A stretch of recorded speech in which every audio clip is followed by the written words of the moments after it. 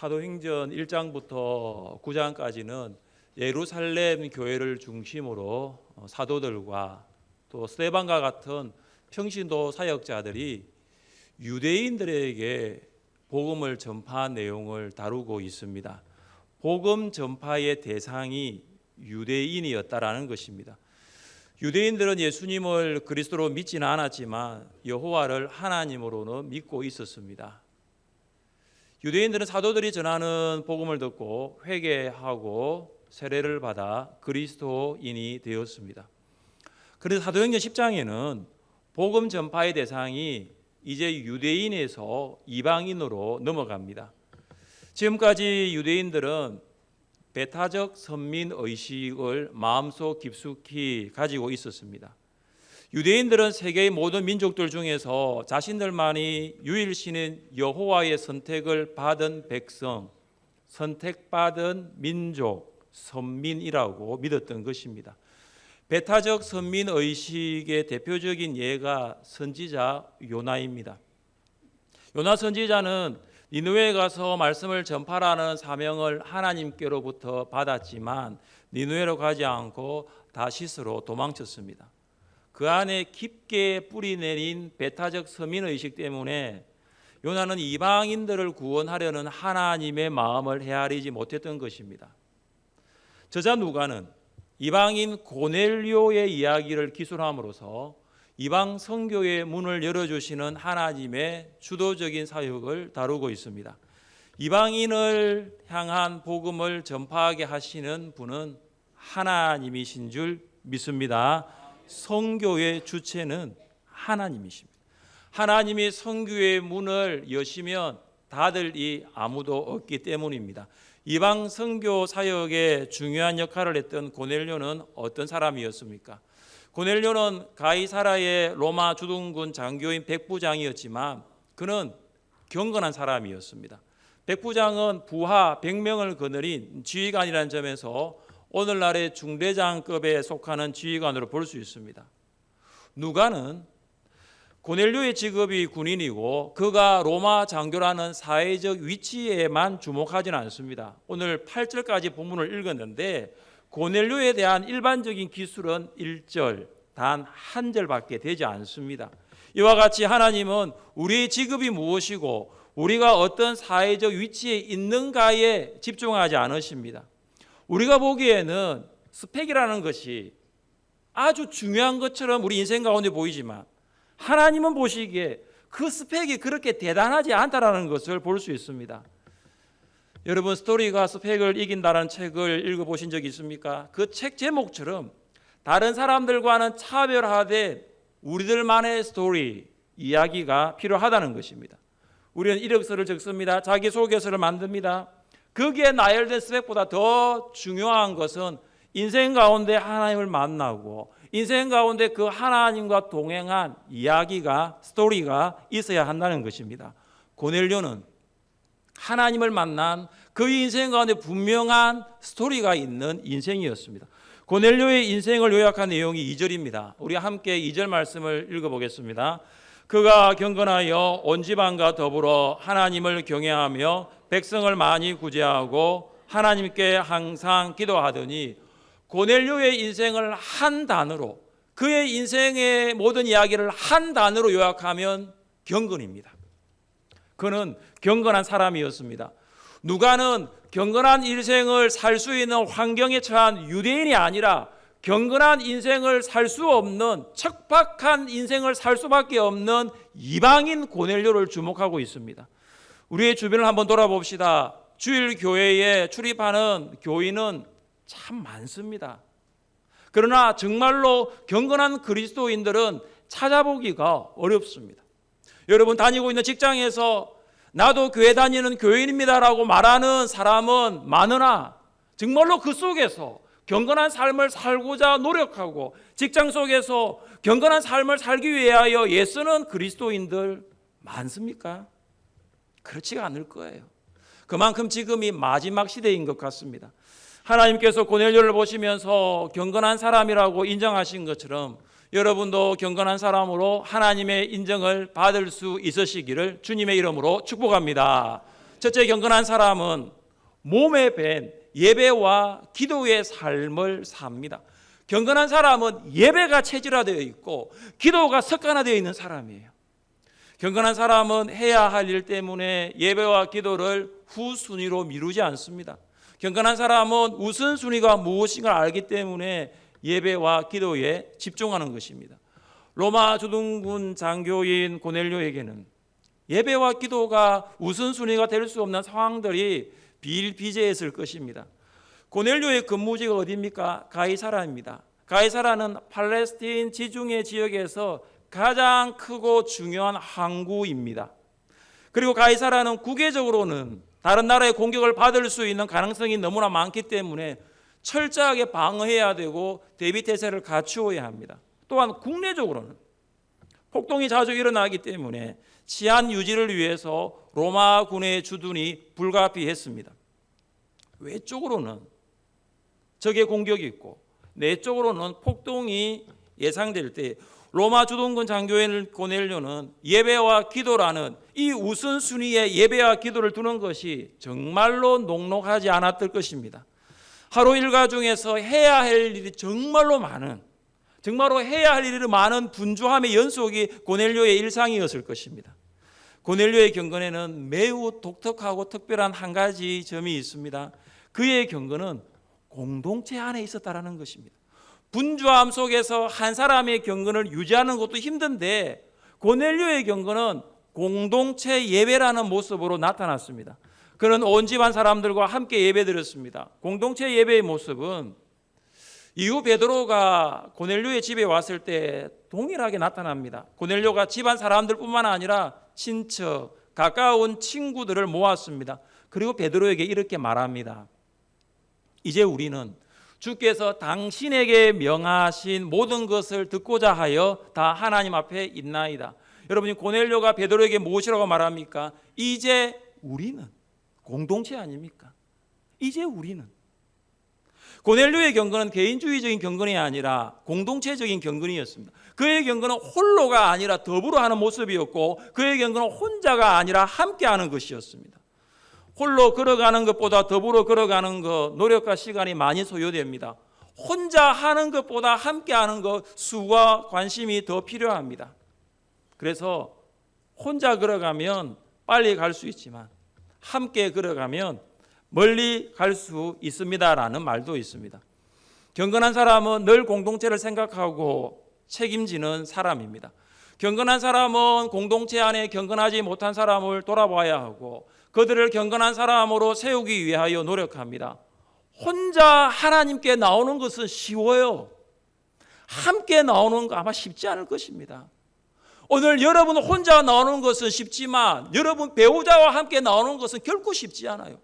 부모가 나오는 것은 쉽지만 이제 아이들과 함께 자녀와 함께 온 가족이 주님 앞에 나오는 것은 결코 쉽지가 않습니다. 성경 말씀합니다.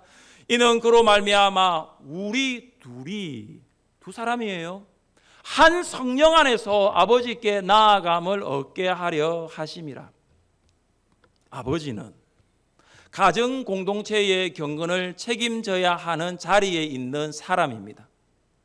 예수님을 믿는 아버지는 가정 공동체의 경제만을 책임지는 사람은 아닙니다. 여기 아버지들 계신데요. 물론 지금 일하는 것도 힘들지만 그리스도인 아버지라면 돈을 벌어주는 것으로 예수님을 믿는 아버지의 책임을 다했다라고 생각하지 마십시오. 그것은 예수님을 믿지 않는 아버지들도 합니다. 내가 아버지니까, 내가 남편이니까, 그래도 내가 가정을 책임져야 할 가장이니까 아버지들은 다 하는 거예요. 그러나 예수님을 믿는 아버지는 그것보다는 달라야 하는 거죠. 당연하게 경제를 책임져야죠. 또 무엇을 책임집니까? 가족 공동체의 경건을 책임져야 합니다. 요즘 아내가 기도 생활은 잘하고 있는지, 이전에는 새벽 기도 간다고 특세 때는 그렇게 하더니 과연 특세 때 지나거나 새벽 기도는 잘하고 있는지, 아내가 오늘 말씀을 듣고 어떻게 살아가고 있는지, 자녀가 군대에 있는데 주일날 신앙생활을 하고 있는지, 유학 갔는데 과연 그 속에서 교회를 다니고 있는지, 아니면 결혼을 시켰는데 과연 주일을 지키고 있는지, 타지에 파견 근무를 갔는데 오늘은 예배를 드렸는지, 아버지라면, 주일 저녁에 아버지라면 전화를 하는 거예요. 얘야, 예배는 드렸냐고. 오늘 목사님 말씀을 들었는데 어떤 말씀을 하냐고. 아버지라면 그것을 가정의 경제를 책임지는 것뿐만 아니라 가정의 경건을 책임지는 사람이 아버지여야 한다는 것이죠. 목자는 목장 공동체와 목원들의 경건을 생각하고 돌아보는 위치에 있는 사람입니다. 좋은 꼴을 먹이고 그 우리를 이스라엘 높은 산에 두리니 그것들이 그곳에 있는 좋은 우리에 누워 있으며 이스라엘 산에서 살찐 꼴을 먹으리라. 목자는 양들에게 좋은 꼴을 먹여야 하는 거예요. 살찐 꼴을 먹여야 하는 거예요. 그러면은 양은 배가 부르잖아요. 그러면 눕게 되는 것입니다. 양들에게 좋은 꼴을 먹이지 않는 목자는 목자가 아니에요. 사꾼이에요. 물론 이제 주중에 시간이 안 되어 가지고 이제 주일날 카페나 다른 장소에서 목장 모임 하는 목장이 있지만 과연 그 짧은 시간에 좋은 꼴, 살찐 꼴을 먹일 수 있는지는 우리 목자들이 돌아보셔야 됩니다. 2시 예배에 쫓겨가지고 부랴부랴 모임을 정리해야 되는데 과연 그 안에서 목원들이 그 말씀을 먹고 자라고 나누고 적용하는 것이 가능한지를 돌아보셔야 되는 것이죠. 과연 좋은 목자인지, 내가 과연 목원들에게 정말로 준비한 말씀을 나누고 먹이는 그런 풍성한 목장인지를 돌아보는 거지요. 양떼 안에는 건강한 양들만 있는 것이 아닙니다. 연약한 양도 많고 병든 양도 있고 상한 양도 있고 길을 잃어버린 양들도 너무나 많습니다. 목자가 그 양들을 돌아보지 아니하며 그 양들은 양떼로부터 흩어지게 될 것이고 덜 짐승의 밥이 될 것입니다. 그래서 목자가 필요한 거예요. 목자의 사랑이 필요하고 돌봄이 필요한 것입니다.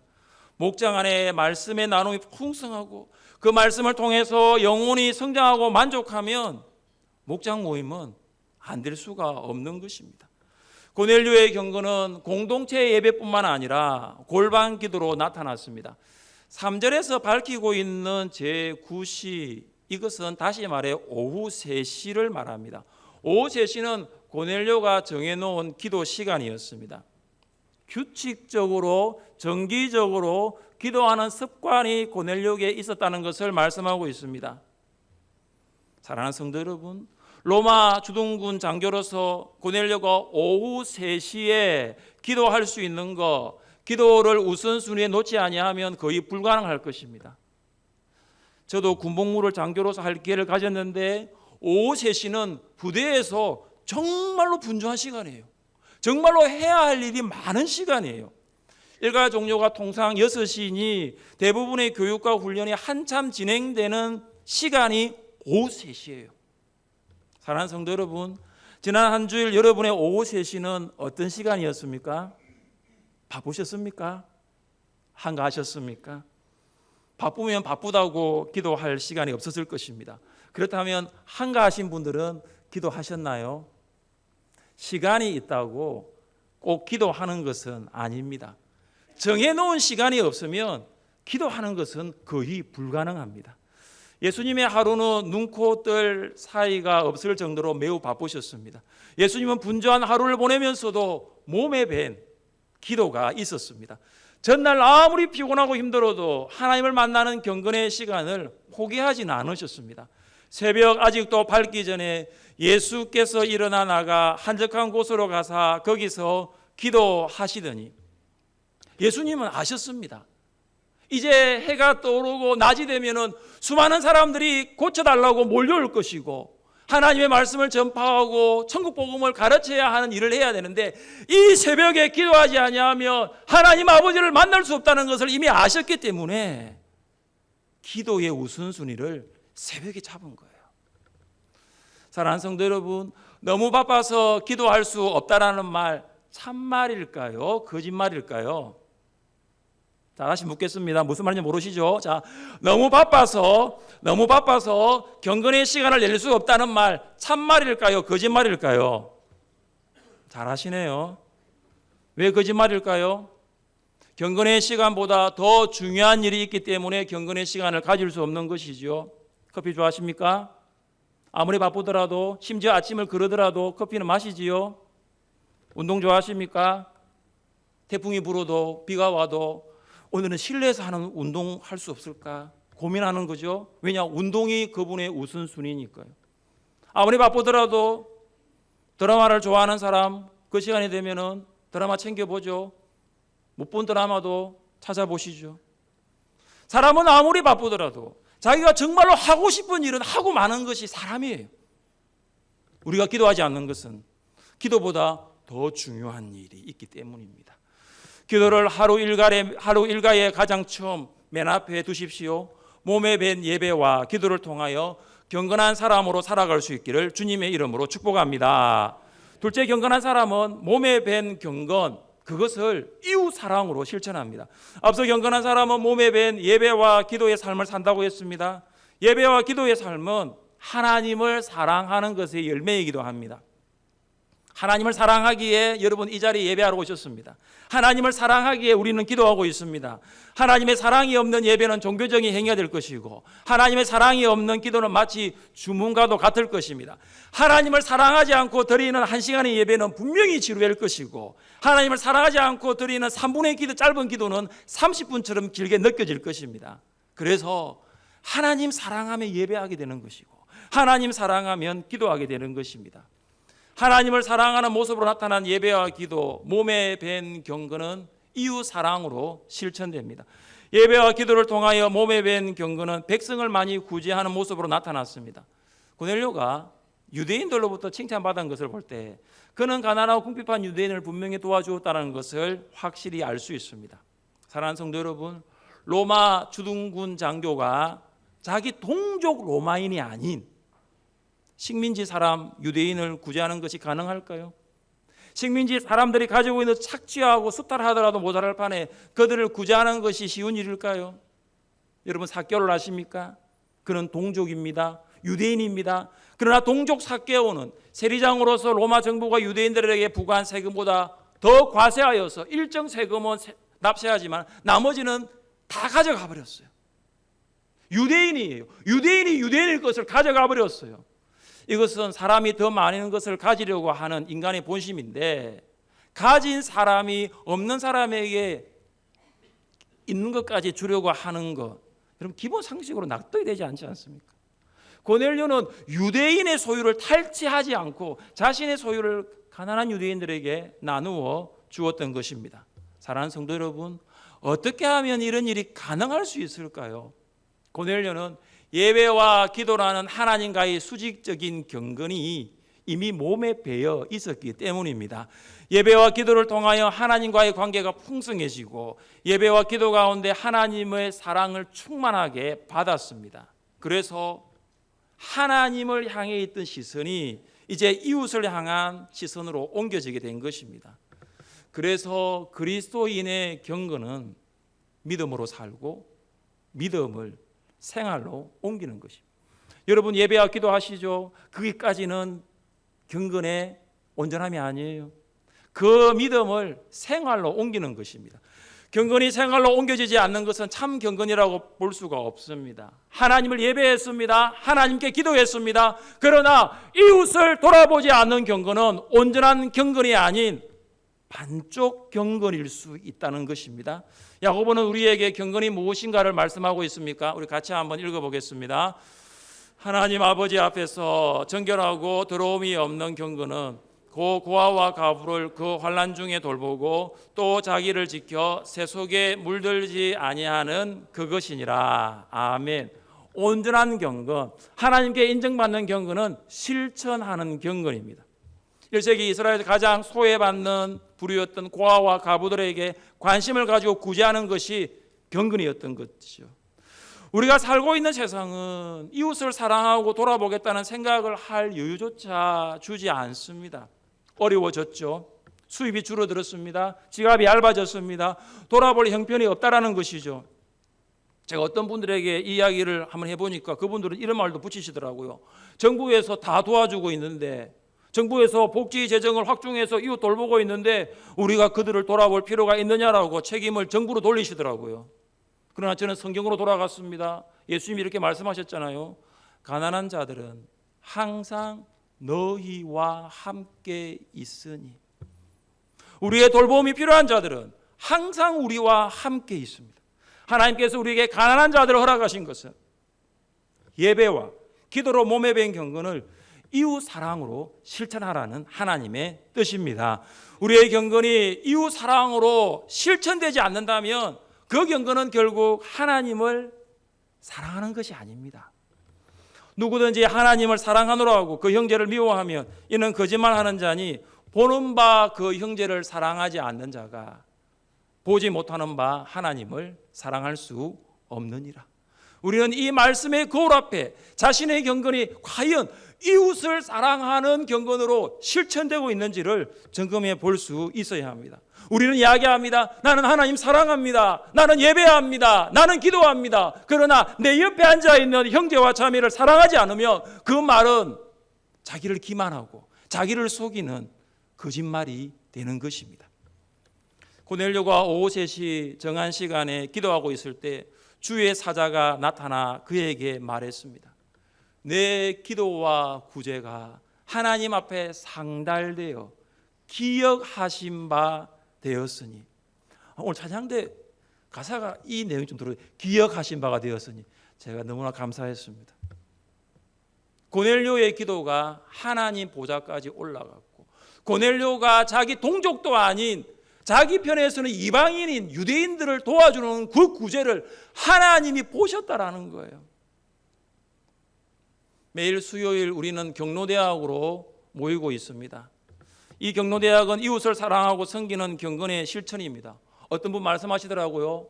목사님, 이분들 화요일에는 어디 가시는 줄 아세요? 미포교회 가요. 수요일은 하늘샘교회 오고요. 목요일 어디 가는 줄 아세요? 방어진 제일교회 가고. 뭐 이렇게 똑같은 한 분이 여러 교회를 돌아다닌대요. 그래서 우리가 할 필요 없다는 거예요. 할 필요가 왜 없어요? 우리 교회가 해야 할 일이 이웃 사랑인데, 그분들이 우리 교회 등록 안 해도, 그분들이 우리 교회 오고 다른 교회 가더라도 우리가 해야 할 일은 우리가 하는 거예요. 올해 있었던 각 병원의 국내 전도 여행은 가까운 이웃뿐만 아니라 멀리 있는 우리 영천에 있는 이웃, 거제에 있는 이웃, 얼마 전에는 거창에 있는 이웃을 섬기는 실천이었습니다. 경로대학과 국내 전도 여행을 통해서 우리의 경건이 그냥 수직적인 경건이 아니라 이웃을 사랑하는 수평적인 하나님의 사랑을 실천하는 경건으로 나타나는 것이 저에게는 얼마나 기쁘고 감사한지 모릅니다. 하나님께서 여러분의 이웃 사랑에 칭찬하시고 여러분의 경건을 기억하고 계신 줄 믿습니다. 다른 사람 알지 못해도 하나님의 여러분의 경건을 다 보고 계십니다. 하나님은 주일학교 학생들을 위한 교사들의 사랑, 목원들을 향한 목자들의 실천적인 섬김을 다 보고 계신 거예요. 지금 VIP들을 만나서 연락하고 식사하고 또 차 마시고 또 이번 주에는 초청장을 또 전달해야 되잖아요. 담임 목사가 여러분이 하는 걸 볼 수가 없어요. 여러분의 초원지기와 목자들이 여러분이 하는 것을 볼 수 없어요. 그러나 하나님은 다 보고 계신 것이죠. 그래서 마지막 날에 주님께서 우리에게 이렇게 말씀하십니다. 내가 진실로 너에게 이르노니 너희가 여기 내 형제 중에 지극히 작은 자 하나에게 한 것이 곧 내게 한 것이니라. 주일학교 학생 하나에게 한 것이 곧 나에게 한 것이고 주님 말씀하십니다. 목원들에게 한 것이 곧 나에게 한 것이라고 주님 말씀하십니다. 경로대학 어르신 그 한 분 한 분에게 한 것이 주님 말씀하십니다. 나에게 한 것이라고. VIP들에게 여러분이 하고 있는 그 섬김과 사랑은 주님 말씀하십니다. 곧 나에게 한 것이라고. 사랑하는 성도 여러분, 여러분은 오늘 예배와 기도를 통해서 경건한 사람으로 세워지고 있습니다. 하나님이 인정하시는 경건한 사람이 되기 위해서 여러분이 해야 할 일이 한 가지 더 있다는 것을 결코 놓치지 마십시오. 예배와 기도를 통하여 받은 하나님의 사랑을 이웃 사랑으로 실천할 수 있기를 주님의 이름으로 축복합니다. 셋째, 경건한 사람은 몸에 밴 즉각적인 순종을 합니다. 경건은 하나님을 경외하고 예배하는 것과 계명과 존경을 표하여 순종하는 것입니다. 경건은 하나님을 예배하고 하나님께 기도하는 것부터 시작하여 결국은 하나님의 말씀에 순종하는 자리로 나아가는 거예요. 그래서 경건은 하나님의 말씀에 대한 순종이고 하나님의 말씀에 대한 응답이라는 것이죠. 기도 가운데 나타난 하나님의 사자가 고넬료에게 요빠에 사람을 보내 시몬 베드로를 청하라고 말씀하셨습니다.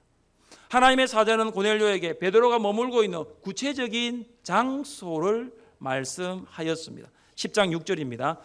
그는 무두장이 시몬의 집에 유숙하니 그 집은 해변에 있다 하더라. 베드로는 우리 지난주 살펴보았던 죽었던 다비다를 살렸습니다. 그런데 다비다를 살리고 난 다음에 예루살렘으로 복귀한 것이 아니라 요빠에 있는 무두장이 시몬의 집에 머물렀습니다. 여러분 9장 43절 9장의 마지막 절을 보시면 베드로가 요빠에 여러 날 있어 시몬이라 하는 무두장의 집에 머무니라. 어떻게 보면 이 말씀이 그렇게 중요하지 않는 말씀처럼 여겨집니다. 그냥 베드로가 무두장이 가죽 만드는 사람 그 집에 그냥 있었다라는 걸로 끝나버리지만 우리는 오늘 10장 6절 말씀과 연결하면 베드로가 요빠의 사역을 마치고 예루살렘으로 복귀하지 않은 것에서는 하나님의 특별한 섭리가 있었다라는 것을 알 수가 있습니다. 하나님께서 베드로를 곧장 예루살렘으로 보내지 않은 이유는 하나님의 계획을 이루기 위해서 베드로를 사용하시기 위해서 그곳에 머물게 하신 줄 믿습니다. 여러분 동구가 많이 어렵죠. 동구를 떠나서 다른 지역으로 이주할 생각 하셨습니까? 중공업이나 자동차나 동구에 있는 이 업을 떠나서 다른 직장으로 가볼까 생각하셨습니까? 여러분 우리가 동구에 살아가야 할 이유가 있어요. 우리가 함께 주일이면 모여서 하늘재민교회에서 예배 드려야 할 이유가 있어요. 우리가 힘들고 어려워도 과거보다는 팍팍해도 우리의 일터가 우리가 일해야 될 이유가 있어요. 그것은 하나님의 계획을 이루기 위한 도구임을 믿습니다. 그래서 하나님이 떠나라고 하시기 전까지는 울산에 사십시오. 하늘재민교회 신앙생활 하시고 여러분이 다니고 있는 그 일터에서 복음 전하는 경건한 그리스도인을 사는 거예요. 왜냐하면 하나님의 특별한 섭리가 있기 때문입니다. 고넬료가 하나님의 말씀을 들었을 때에 그가 어떻게 했습니까? 7절과 8절 말씀을 같이 한번 읽어보겠습니다. 마치 말하던 천사가 떠나매 고넬료가 집안 하인 둘과 부하 가운데 경건한 사람 하나를 불러 이 일을 다 이루고 요빠로 보내니라. 아멘. 여러분 잘 보십시오. 고넬료가 하나님의 말씀을 들었을 때 그의 반응을 주목하십시오. 즉각적이었습니다. 신중했습니다. 고넬료는 집안 하인 두 사람을 불렀습니다. 100명의 부하 중에 한 부하를 불렀습니다. 일의 자초지정을 전달하고 그들을 시몬 베드로에게 보내었습니다. 7절에 언급된 집안 하인 두 사람은 2절에 기록된 고넬료가 온 집안과 더불어 하나님을 예배할 때 함께 했던 사람이 분명합니다. 그리고 부하 한 사람은 고넬료와 같이 하나님을 경외하고 구제해야 했던 경건한 사람임이 분명합니다. 이처럼 고넬료의 경건은 그의 경건으로 끝난 것이 아니라 그의 집안 종들에게도 그의 경건에 영향을 미쳤고 그가 가지고 있는 그의 수하의 100명의 부하들에게도 그의 경건은 영향을 미쳤다라는 것을 볼 수 있습니다. 고넬료는 하나님의 사자가 떠나자마자 말씀을 받자마자 즉각적으로 순종했습니다. 내일 요빠로 사람들을 보내겠습니다. 일주일 후에 요빠로 보내겠습니다. 제가 지금 너무나 바쁘니까 나중에 보내겠습니다. 그렇게 하지 않았습니다. 말씀을 받자마자 말씀이 떨어지자마자 순종하였습니다. 이것이 경건이에요. 경건은 하나님 말씀에 대한 복종과 하나님 말씀에 대한 응답입니다. 사랑하는 성도 여러분, 하나님께서 여러분에게 무엇을 명하시든지 주저하지 아니하고 뒤로 미루지 아니하고 연기하지 아니하고 다음이라고 말하지 아니하고 바로 순종할 자세가 되어 있습니까? 우리는 이미 어명을 받았습니다. 뭐죠? 전도죠. 전도는 어명이다. 너는 말씀을 전파하라. 때를 얻든지 못 얻든지 항상 힘써라. 범사의 오래 참음과 가르침으로 경책하며 경계하며 구원하라. 부예표청 잔치가 이제 2주 앞으로 다가왔습니다. 정말로 우리가 경건한 사람이라면 디모데후서 4장 2절 이 말씀, 하나님의 이 말씀에 순종과 응답이 우리의 삶 속에 있어야 할 것입니다. 한국 교회는 출석하는 성도들 참 많아요. 그러나 정말로 몸에 밴 경건한 사람은 많지 않는 것 같습니다. 입으로는 나는 경건한 사람이라고 말을 하지만 몸은 전혀 따라주지 않는 것 같습니다. 몸에 밴 예배와 기도를 회복하시고 하나님의 사랑이 이웃 사랑으로 실천되는 경건으로 나아가시고 말씀에 순종하여 경건한 사람 될 수 있기를 주님의 이름으로 축복합니다.